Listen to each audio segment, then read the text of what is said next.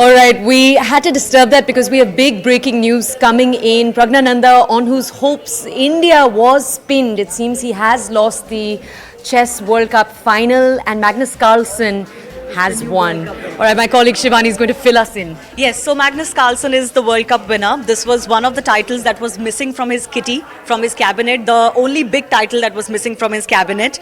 So the two classical matches were ended in a draw each. That's why today we saw the first set of the rapid games between the two.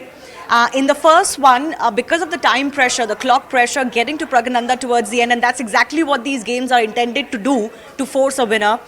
He made a couple of mistakes towards the end and ended up losing the first of the tiebreakers today, which were 25 minutes plus 10 seconds for every move. And in that second game, it was a must-win game for Praggnanandhaa. That in itself puts a lot of pressure on the person playing against the world number one and under time pressure with the black pieces. So it was always going to be an uphill task, and eventually agreed to a draw in the second game, which eventually meant that Magnus Carlsen lifts the title.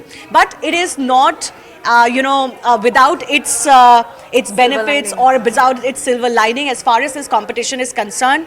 Remember, Praggnanandhaa became the first after Vishy Anand in over 20 years to even get to the final stage of a World Cup title event.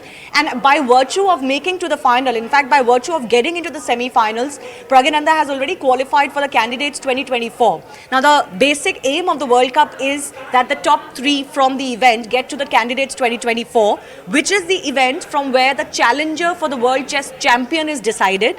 So now Praggnanandhaa, all of 18 years old, currently world number 29, so he has punched above his weight, is going to play in the Candidates 2024. There he's going to have a chance to play against some of the other top seeds and top ranked players of the world.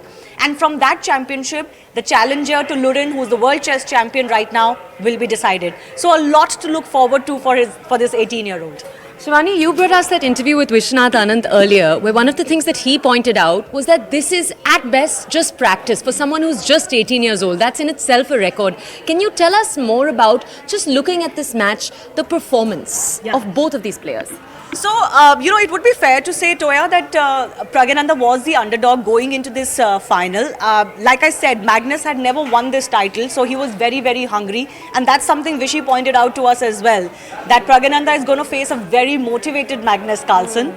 So even though Praggnanandhaa was playing at the level which allowed him to get to the final, there was no pressure on him. He has nothing to lose. He had nothing to lose because he's already done more than what anybody would have imagined he would do in this competition, beating the world number 3, beating the world number 2.